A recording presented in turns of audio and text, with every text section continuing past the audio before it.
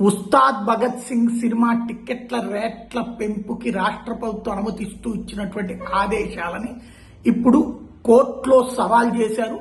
అది రేపో ఎల్లుండో విచారణకు రావచ్చు హైకోర్టులో. ఎవరైతే పిటిషన్ని సవాల్ చేసినటువంటి ప్రేక్షకుల పేరుతో సవాల్ చేసినటువంటి వాళ్ళ తరపున వాదనలు వినిపిస్తున్నది జడ శ్రవణ్. తన వైపు నుంచి వీళ్ళు వేసినటువంటి పిటిషన్ ఏంటంటే, రాష్ట్రంలో ఎవరికి ఎగ్జంప్షన్స్ ఇవ్వాలి, ఈ రాష్ట్రంలో షూటింగ్ 20% పైగా షూట్ చేసుకుంటే అప్పుడు టికెట్ రేట్లు ఎంత తగ్గించాలి అనే లెక్క ఉంది.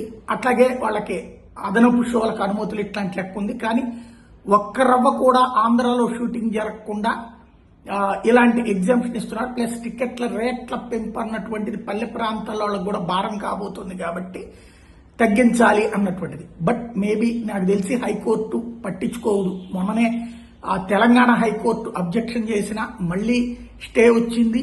ఆ తర్వాత సుప్రీంకోర్టు కూడా ఇలాంటి వాదనల్ని తోసిపుచ్చుతోంది.